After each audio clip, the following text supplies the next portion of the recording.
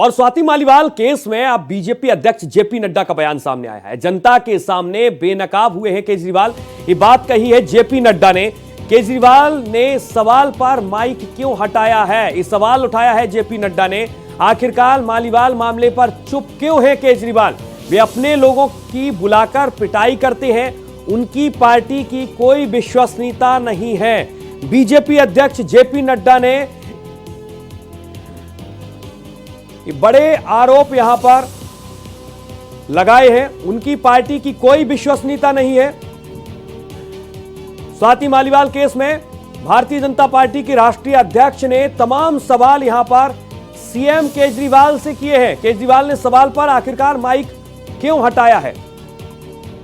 ये जो आम आदमी पार्टी है, ये आम आदमी के जो नेता हैं, ये झूठ के ही बुनियाद पर बनी पार्टी है और झूठ के ही बुनियाद पर यह पनपी हुई पार्टी है और इसकी क्रेडिबिलिटी ज़ीरो नहीं माइनस में है।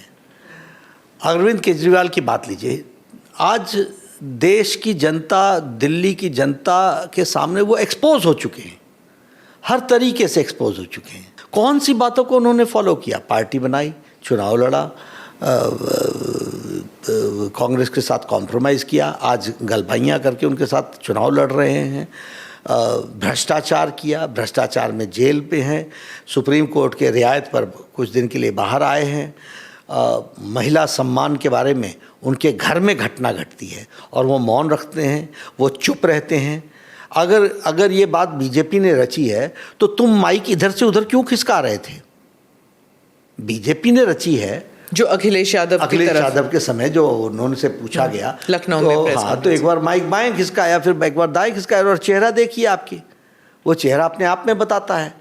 तो और महिलाओं के अपमान के बाद आपकी चुप्पी क्यों है? बीजेपी ने रचा तो आप क्यों चुप हैं? क्यों नहीं आप बोलते हैं? क्या आपको रोक रहा है? आपके कर्म रोक रहे हैं। आपने जो किया है महिलाओं के साथ, जो महिला सम्मान के ऊपर जो आपने जिस तरीके से कुठाराघात किया है और आपके घर में हुआ है।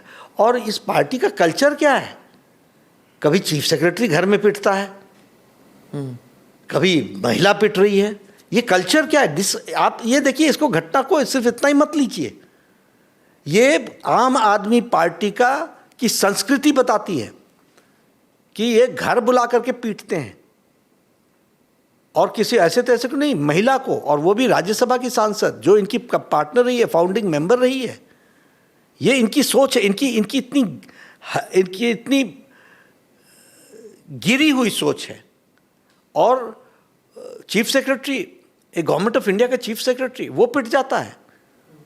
तो ये आपका कल्चर बताता है, आपकी संस्कृति बताती है और आप एक्सपोज्ड हैं। और दूध का दूध, पानी का पानी का होगा। दिल्ली की जनता इसका जवाब मांगेगी। और इस पर ज्यादा जानकारी के साथ हम रुख करेंगे अपने संवाददाता मोहित शुक्ला का। मोहित, ये केस स्वाति मालीवाल का अब कहां जाता हुआ आप देख पा रहे हैं? पहला वीडियो सामने आया और उसके बाद दूसरा वीडियो सामने आया, अब ये केस कहां जाता हुआ? मोहित,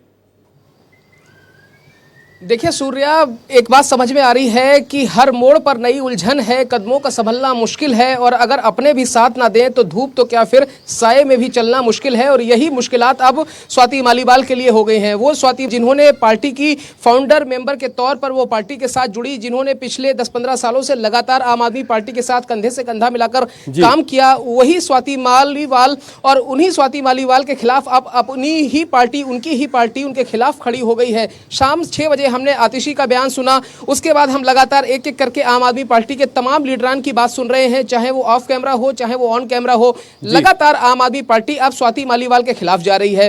अब जो आपने बात कही कि आखिरकार ये किस दिशा में जाते हुए दिख रही है, तो मैं आपको बताऊं, आम आदमी पार्टी एक एक करके सारे सीसीटीवी फुटेज वो रिलीज कर रही है। कल आम आदमी पार्टी ने एक सीसीटीवी फुटेज जारी किया जिसमें स्वाति मालीवाल जिरह कर रही हैं वहां के स्टाफ के साथ।